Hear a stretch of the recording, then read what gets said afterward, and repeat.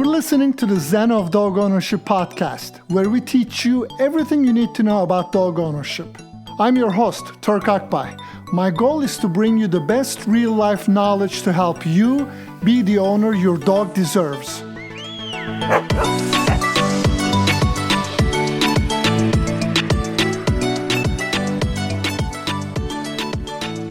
I think lots of people were good all year, so I suspect Santa is going to bring a lot of puppies this year. Let's hope. That's right. Let's do an episode. On puppies and puppy survival. You want to? I love it. Cool. Before we started recording, you were sharing us a memory of the Christmas tree. Yes. Just talking about puppies, I just put an ornament a couple of days on the tree from when it's an ornament from when I was a kid, and it's literally a puppy in a stocking.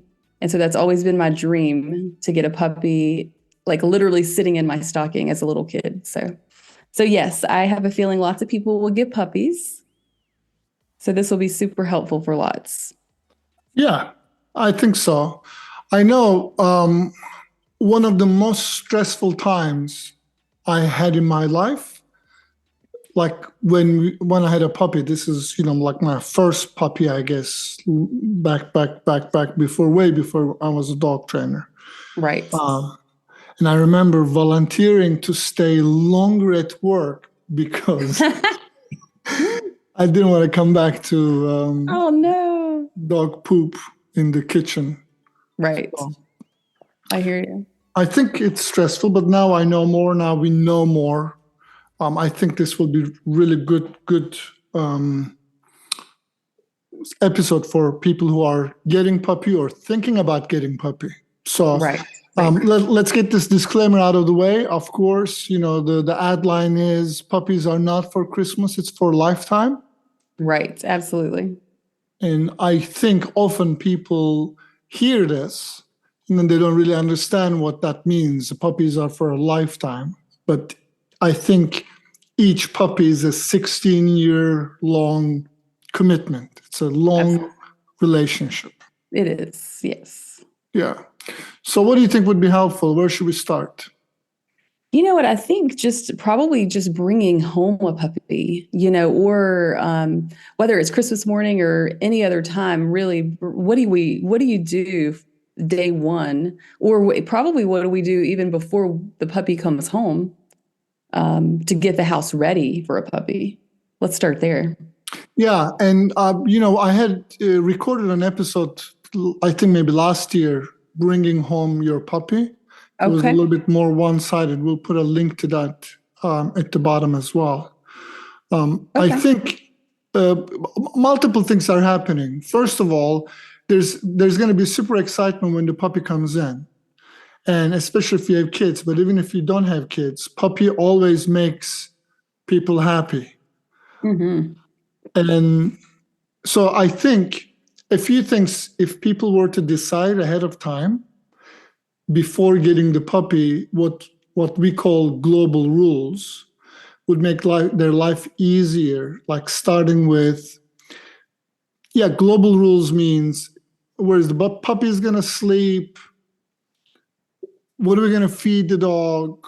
Who's in charge of peeing, pooping? Who's going to get up at 3:00 when she needs to go potty training? What's our work schedule going to be like? This is way before.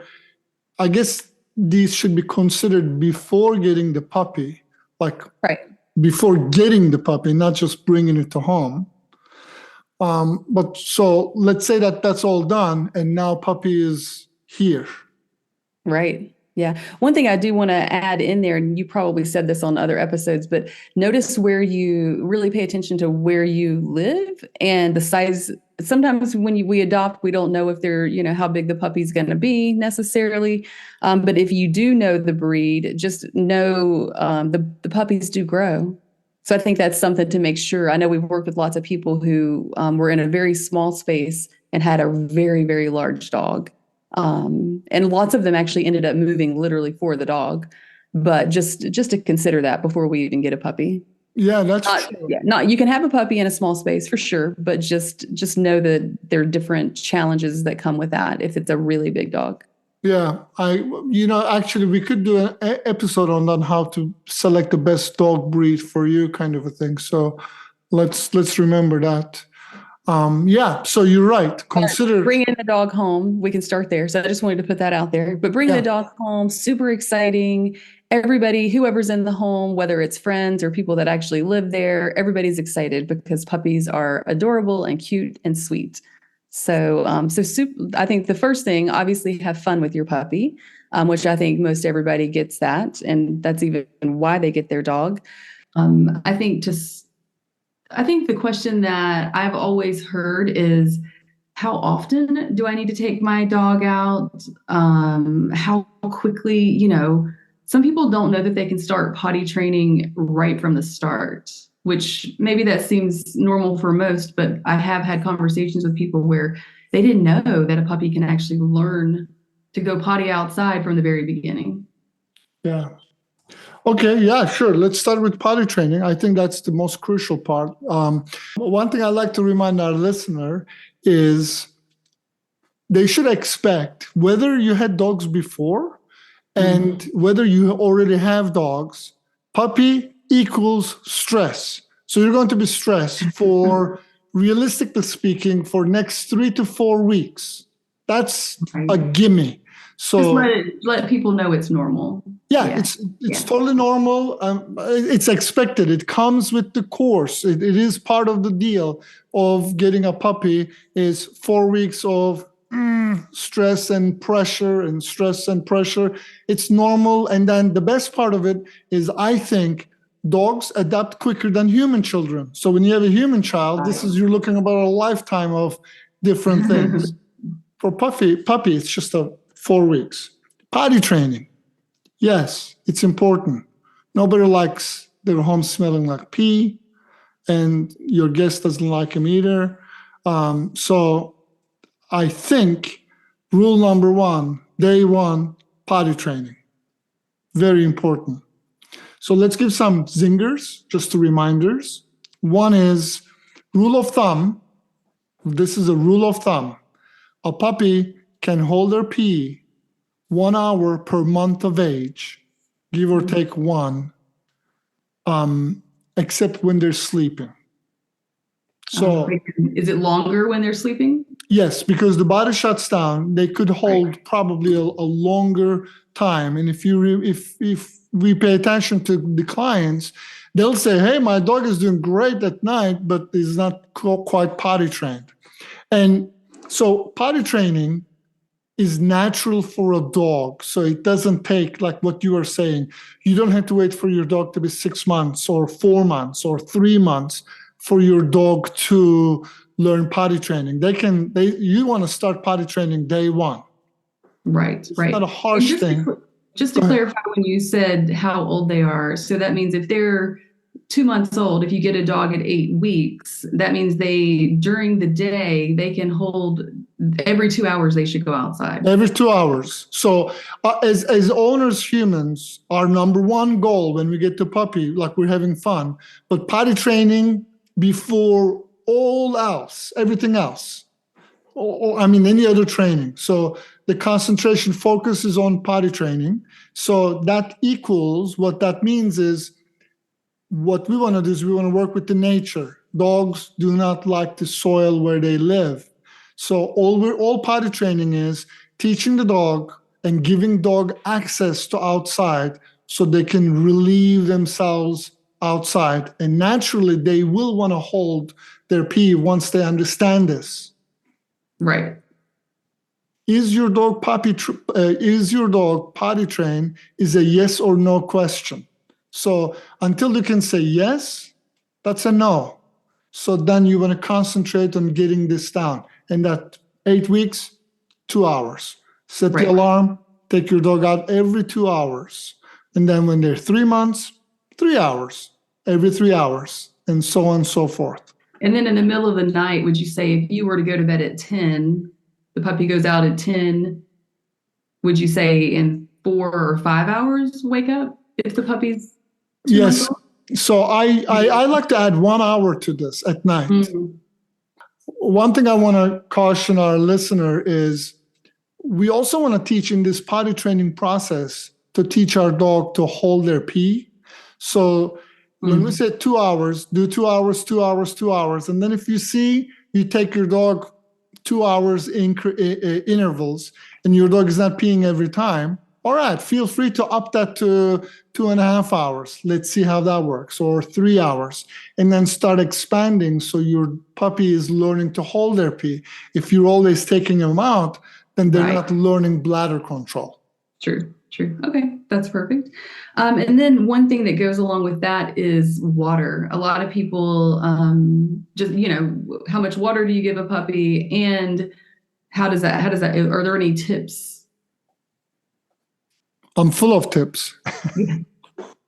So dry puppy is a happy puppy. So that's applicable when the dog is going to bed. Puppies should have access to water because they're going to drink a lot of water. What I like to do is put even the water into schedule, so then you can keep track of how much water the dog is consuming. Because just like us, more water in, more water out. A good rule or a habit that you can build with yourself, this is applicable during puppy or potty training, is take your dog out, let your dog pee. Once your dog pees, you celebrate outside, wherever your dog pees, and then you bring the puppy back, give as much water the puppy needs, so puppy drinks, and then you go, I have 2 hours, I have 3 hours, whatever that time frame that you're holding, and then pick the water up. This way, your puppy actually has water. He or she is not dehydrated. And also 3 hours, you got to take the dog out. Dog goes out, pee, comes back. Hey, drink as much as you want. So it's essentially resetting. So what I said earlier, which was a little bit premature, dry puppy is a happy puppy. It's a tongue twister. Is at night, if you go to bed at 10 o'clock, probably at 7 o'clock, you can just stop giving puppy water. And at night, take your dog out more often. So this way you're drying the puppy, meaning your dog is peeing. So then empty bladder so she can sleep all night without being uncomfortable. Gotcha. Okay, that makes sense. One other thing I always like to point out, especially if people have yards that they want their dog to run free. I think the really cool thing that you can do, especially if you start early, and you do have to do this on a leash with a puppy, but you can take them to a designated spot in your yard where you want them to go to the bathroom. And when you do that consistently, that's where they'll go. And it does help with not having, spots all over your grass, that dogs can certainly kill, especially as they get older and bigger. So I think that's something to point out, but you do have to do that on a leash, not just let the dog out. Yes, so that's the beauty of it. It's very good reminder. So if people take their dog to pee in a same spot all the time, dogs are they're habitual animals. So they will want to go and pee in the same spot. So that is a good thing to consider. Yeah. Right. Yeah, good reminder. Just a little tip for sure. Thank you. And then as far as food and puppies, obviously this is something, you can always ask your vet, but I know for us, we've always fed our puppies like 3 small meals a day throughout the day. And then as they get a little bit older, it's 2, you kind of do breakfast and dinner. But if you can, 3 small meals a day is good for a puppy. Well, that's the right thing to do. So it's not if you can. Again, some people work all day, so it might be a little challenging. But yeah. So the worst thing you can do for your puppy is let him graze. Grazing in our language means you put the food down and dog eats whenever, whatever they want. And then even if you have a finicky dog, you want to work on that dog's eating on schedule. Puppies, based on what I know or what I heard from different vets, is 3 meals better than 2 meals, and 2 meals better than 1 meal for just the time release of the food, so they're ingesting not all their meal at once. So just in case people didn't hear it last time, don't free range or don't let your dog graze. Free feed. Yeah, free feed. You want your dog, your puppy, and your dog eating on a schedule. Right. Perfect. And I think something else I was just thinking of is that I think the stressful part often is, or can be, where does the puppy sleep? And everybody's going to have a different experience or opinion or desire for that puppy. But also, I think something like if the puppy does sleep in a kennel, which I think is great for the puppy because it really gives them a place to kind of call their own when they bark at night or whine.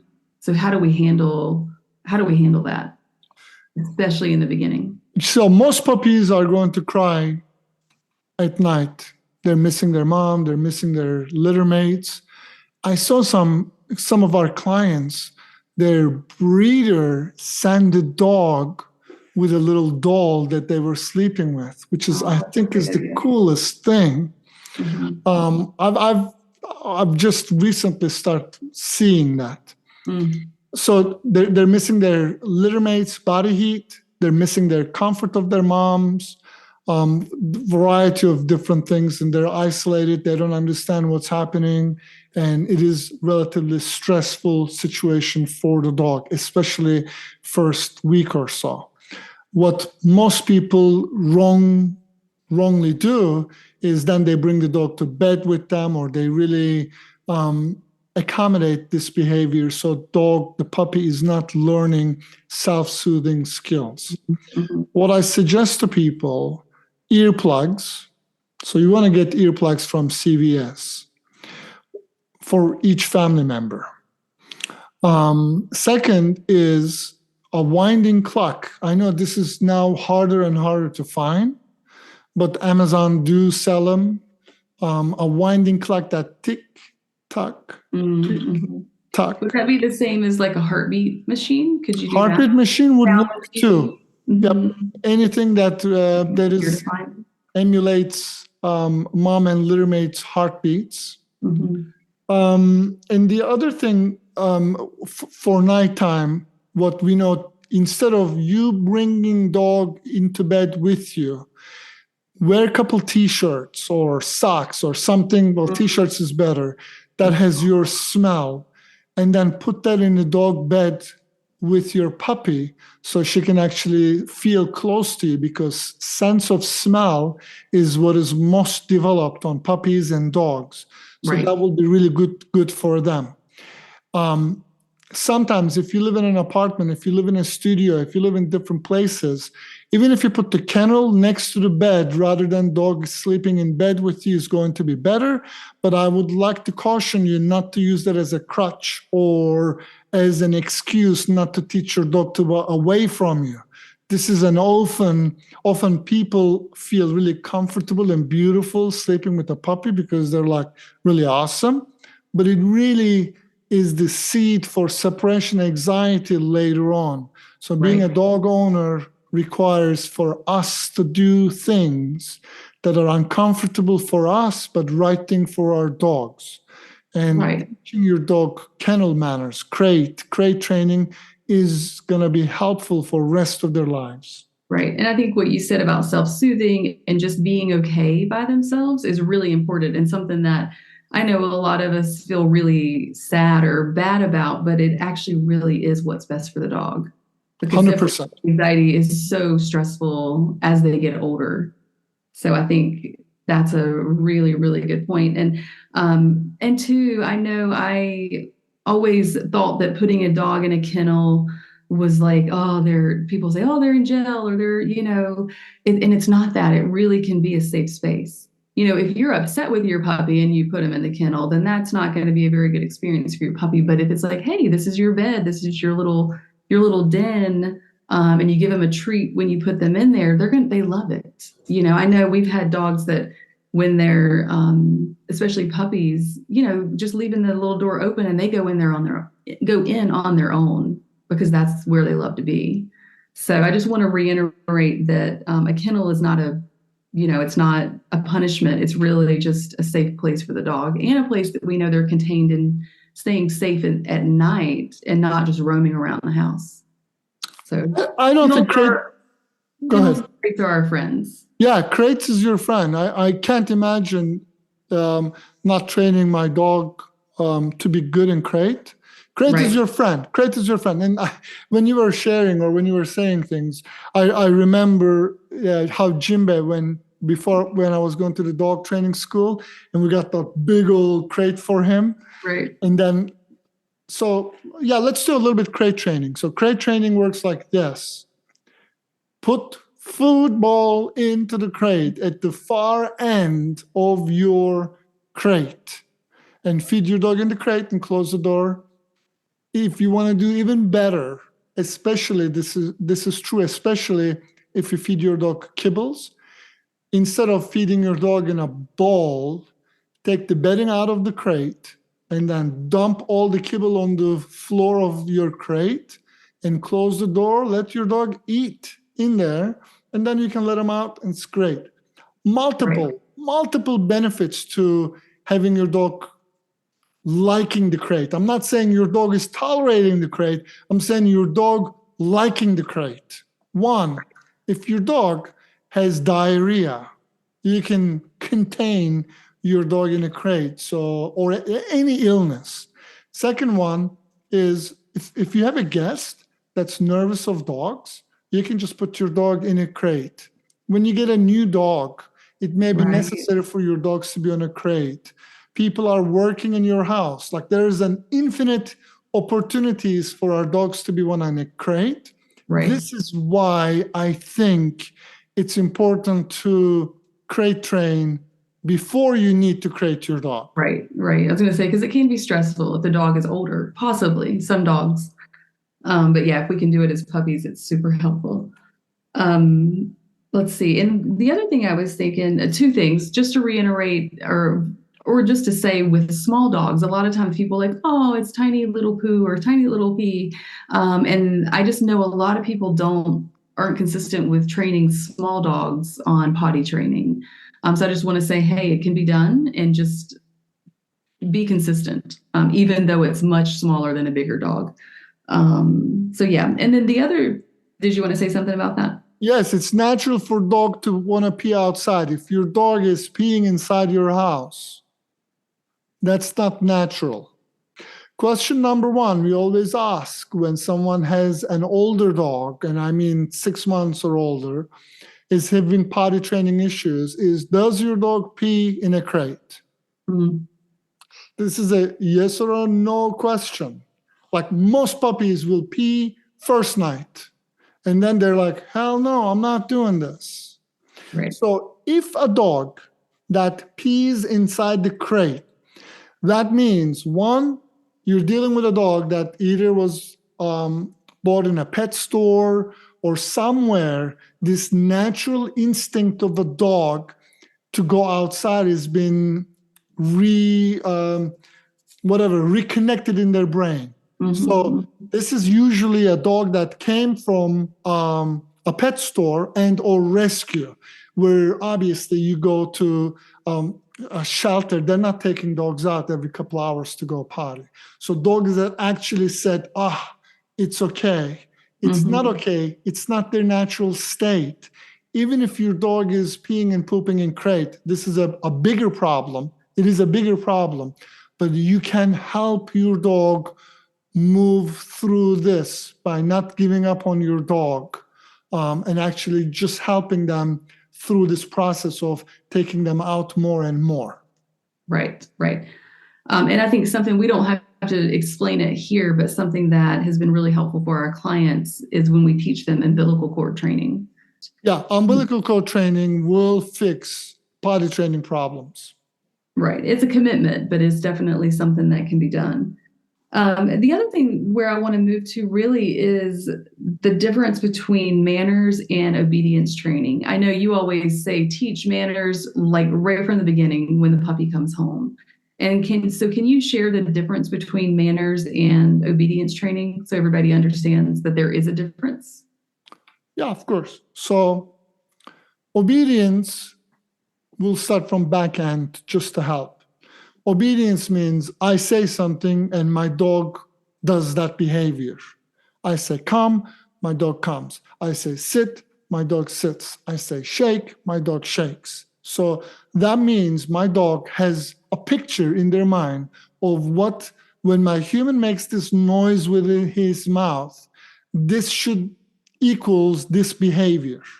Because obviously, dogs don't speak English. They speak whatever language that their owner is speaking. And because they're not really hearing the words, they understand blah means blah behavior. So that is obedience. The human gives a verbal cue and dog executes a behavior. Manners, on the other hand, is how the dog and humans carry themselves. So it's almost everybody that I know that are always proud of their dog, or when they call us or when we see them, it doesn't matter what age the puppy is, they will always say, my dog knows sit, my dog knows shake. And I taught my dog sit, shake, roll over, and all these things. Those are great. Having said that, puppies are still young. As a result of that, when we're training our dogs on obedience, this is relatively stressful for the dog. It's a stressful situation for the dog because they're trying to figure out. Furthermore, manners is more like how the dog carries themselves. Think of it like in humans too, right? Our mannerism, how we are saying thank you, please, those things. It starts with training, but then they become how we live. So when the puppies come to our house, it is so much better and more efficient for the humans to work on the dog's manners rather than quickly teaching a dog a bunch of commands. Right. Commands can be taught later on much easier because once the dog understands, oh, this is my human. My human gives me food. I'm respectful. I'm open for feedback from my human. My human touches me. My human does these things. And these all feel good. And those are kind of basis of manners. And then we talk about what you are saying, jumping on people or chewing their things, or can I trip him up? Or I think I should be in charge. So these are all manners for the dog. What we know, well, when we're working with puppies, that's where we start. And then when we're working with people who have not done this at early on with their puppies, when they hire us to dog training, we spend first part of the training is reorienting dogs' mindset as it relates to their human and to make that a more bonding experience rather than I just got to be obedient to this person. Right. I think that's the difference between like liking your boss to just doing it because you need a paycheck. Right. So you're saying with a puppy, obviously, I mean, something that we teach at Dog Owners Academy, of course, is really creating the strong bond with your dog. If you don't have a bond, you cannot lead your dog. You can be a manager to your dog, but you cannot be a leader. Right. And so manners, what I'm hearing is manners is more like not jumping, kind of knowing the house rules, whether it's, I don't know if getting on the furniture or not, or how do we greet people? Like we're talking things like that, right?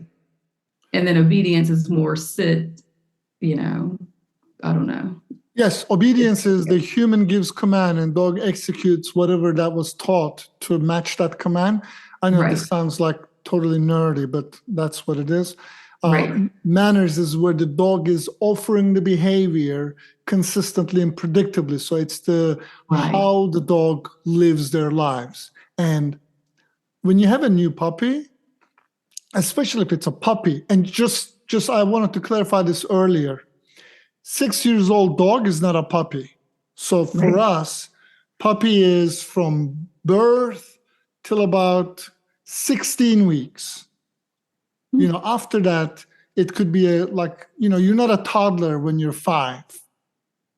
So the same thing with the dogs. I think for me, when I say puppy, I'm talking about up to 16, 18 weeks of age. That's it. After that, they're a dog. So early on, work on manners. Don't worry about commands. Right. We usually say, depending on the dog's maturity, 5 to 6 months is when you can start doing more obedience training. But before that, just do manners. I also like to just add that dragging or a leash is your friend when you have a pup, right? Yeah, so we mentioned umbilical cord training, which is done with the leash. So let's talk about the development of the dogs. These are roughly guide for our listener to get their head around it. It could be a week off or it could be some differentiations, but think of this as an analogy, not a hard set rule, but it's pretty accurate. So first 8 weeks of the dog's life is almost like having a 1-year-old, a baby. They can't hold their head up. They're pretty useless. They don't know what they're doing. You're just carrying them around. They're like, oh, they're just intake. They're processing. That's the first 8 weeks. And then 8 to 12 weeks. This is why in 8 weeks, a mom will stop feeding the puppy. So puppy will start moving. This is why breeders are able to sell the puppies at 8 weeks, because technically speaking, puppy is not relying on mom for food. However, development is a lot more than just ingesting food. So between 8 and 12 weeks of age, if the dogs were still with their mom and their litter mates, then they would start learning some social skills. Right. They start knowing on their mom, they're harassing their brothers and sisters, and then they're getting, their correction, they're fighting and all that. That on human development is almost like age 2 to 4. So that's when we're learning social skills, right? Like we now your kid is playing with another kid and we say, oh, don't pull hair, don't bite. This is not yours. Share. Sharing is cool. So that's for a puppy, 8 to 12 weeks of age. Right. Between 12 weeks and 16, 17 weeks of age, dogs are learning their fear imprint. In this time frame, people always call it like, oh, my dog is afraid of everything. It was like trash bags, trash can. I moved something. It's like, I think my dog has OCD. Yeah. So that's the time frame. We want to expose our dogs to as many things that they're going to live for rest of their lives.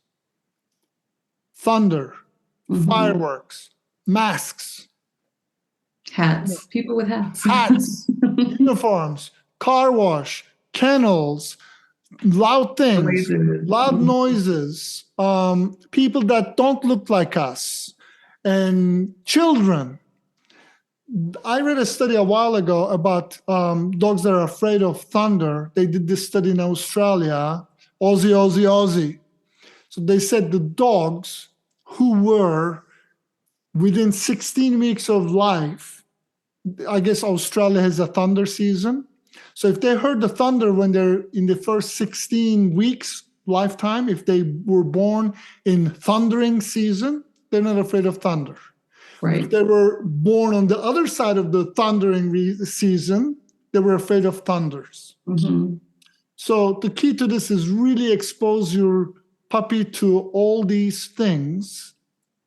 Let your dog be afraid. So you're not trying to scare the poop out of your dog.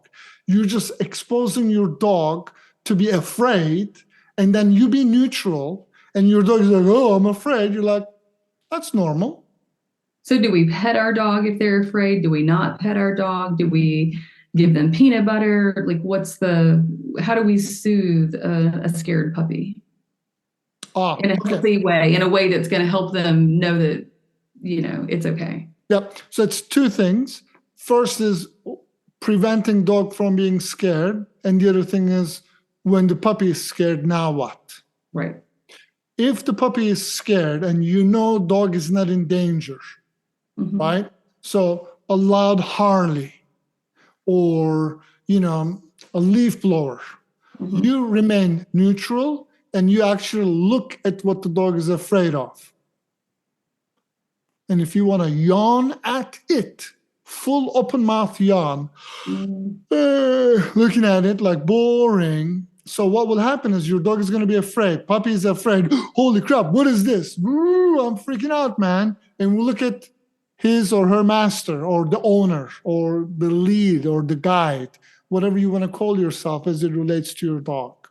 And you're like totally neutral. You're like looking at it like, this is normal. So this will help your dog learn how to soothe. Being afraid, just like in real life, is not wrong, because who's going to tell you that you shouldn't be afraid of? The idea is what we do with that situation. When we're afraid, what happens to us? So you don't want to comfort your dog when your dog is afraid. When I say comfort your dog, what I mean is petting your dog and saying, shh, that's okay. Mommy loves you. Daddy loves you. It's okay. It's okay. Because for a dog, that is a reinforcement. So essentially, you're not soothing your dog, but what you're telling your dog, this is normal, and this is how you should deal with this situation moving forward. We've seen this multiple times. When dog is afraid of thunder once, and people go pet the dog, relax the dog, and then next time dog is more afraid. And it's so hard not to do that. It's such a instinct to want to go soothe the dog, of course. So it is kind of that's hard what not we to. like. Right. Yeah, 100%. But this is just in the learning stages. Yeah, this ties back to doing the uncomfortable thing for us that is the right thing for the dog. So when we honor... Can you do something like, if you know a thunderstorm's coming or fireworks or something like that, can you, before the dog even gets scared, utilize a high value treat to help them not even notice it? Boom. That's what I was saying. So we said it's better to help your dog avoid the fear than once the puppy is afraid. So we covered once the puppy is afraid. So how do we prevent our dogs from being afraid in these situations? Is exactly what you said. You get a gold star by using high value treats or something that our dogs like. In other words, and this is like you said, thunder. You're going to teach your dog thunder. So let's say you're going to have a thunder soundtrack. You're going to have some loud noises. I like using jar of peanut butter. Stick that. While your dog is doing that, make the noise. So this fearful thing is not a standalone experience, but it's like, oh yeah, I was eating peanut butter and I heard this. Dogs don't think or sound like that, I don't think. But that's what it is. Same thing for, I think puppies need to learn the humans will touch them. So it's critical for your puppy, especially in this 12 to 16 weeks, is play with their paws, play with their teeth, play with their tail, run your finger, but touch their genitals. You want to be able to touch your full body of your dog without your dog is like, hey, what the hell is going on? Don't touch me. So easiest way to do this, jar of peanut butter, stick it into your dog's face, and then play with the paws. And then peanut butter and paw play ends simultaneously. So if I'm teaching my dog, I'm going to clip the nails, peanut butter, clip nails, nails, and nails and peanut butter goes away simultaneously. In no time, your dog is like, that's what I want. And so, and peanut butter is any high value. Some dogs really don't like peanut butter. I mean, I think 2 or 3 out of thousands of dogs we've seen.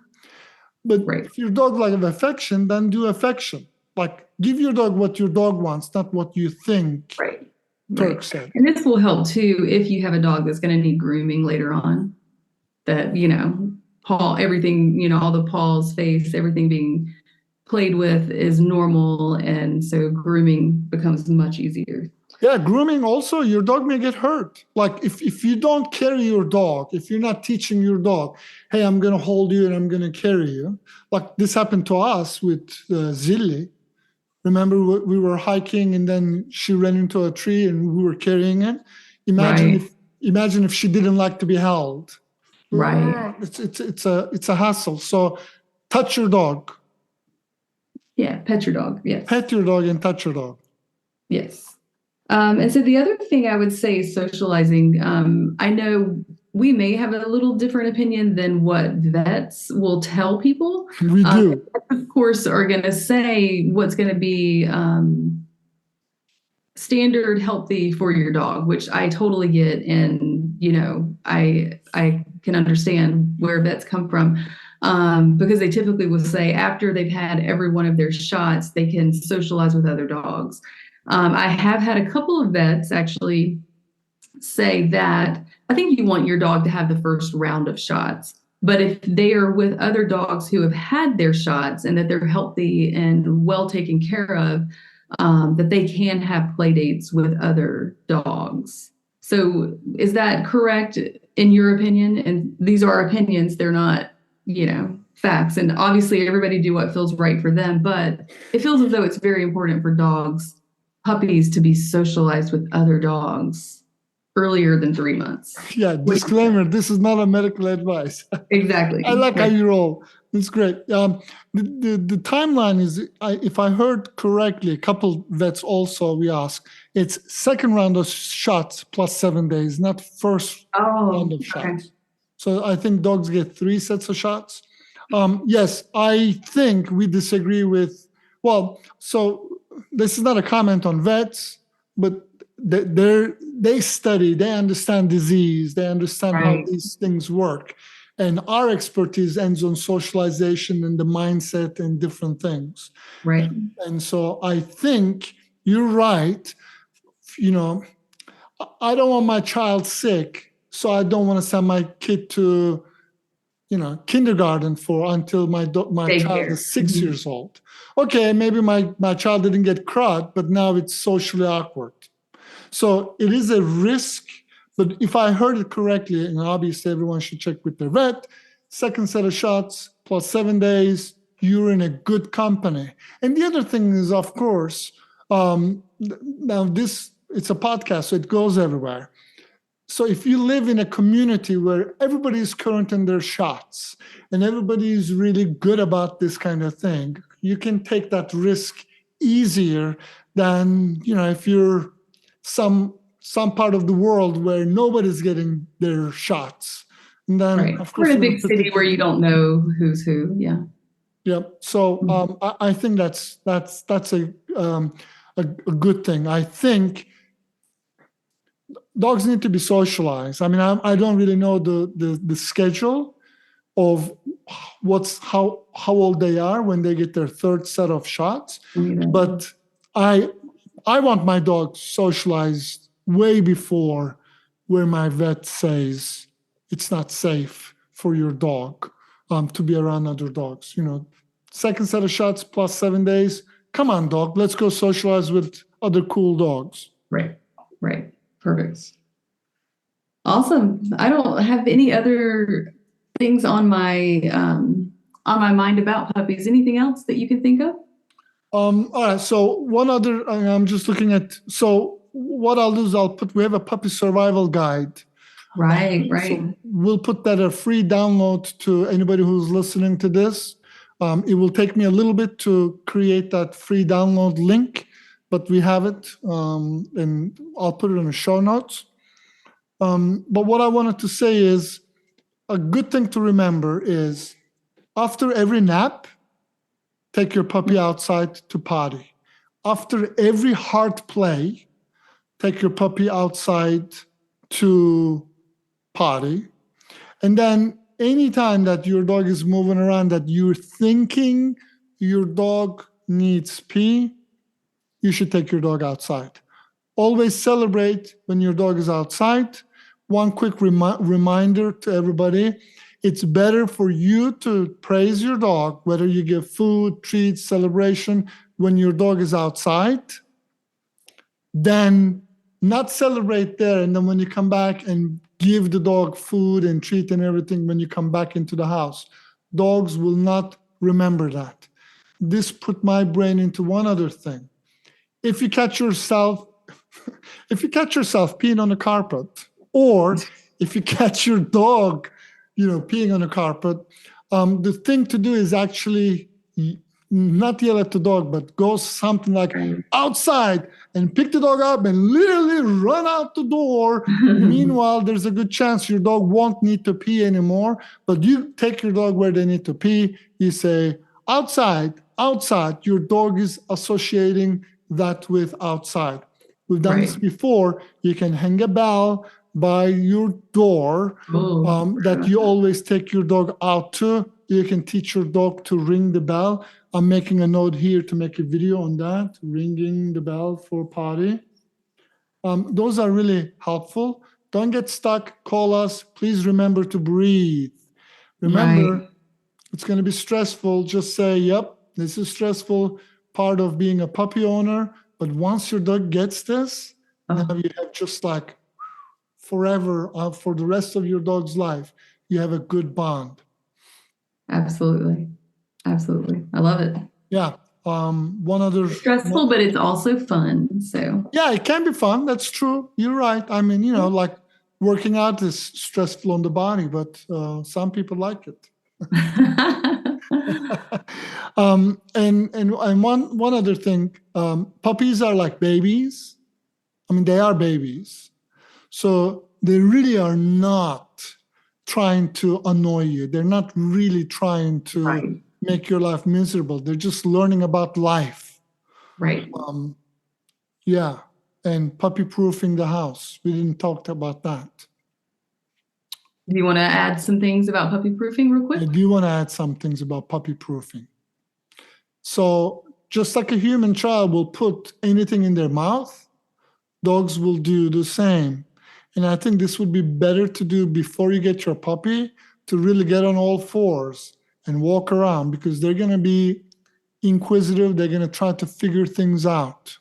So really check out where the cables are. Check out what's under the sink. Like put all the poisonous stuff that could kill your dog where they can't really reach.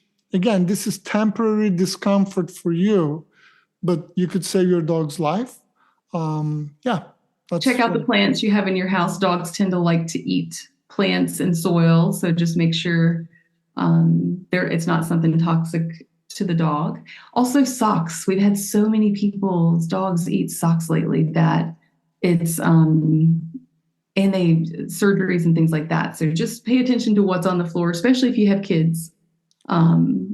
It's really important because we don't want our dogs to have to go through something like that. Yeah. I think that's it. Is there more? What do you think? Yeah, I think this has been super helpful. Good luck to anybody who gets a puppy. I know here at Dog Owners Academy, we're happy to help. But yeah, I think this is great. Yeah. So there's help. We're here. We can certainly help you. This is all we do all day, every day. All right. So I think we ended the last episode by saying, let's go eat. What do you say? Should we go eat? Let's do it. I'm Turk Akbay, and you are? Jill Akbay. And this is Zen of Dog Ownership Podcast. We create this for you. Thanks, everyone. Have a good day. Thanks.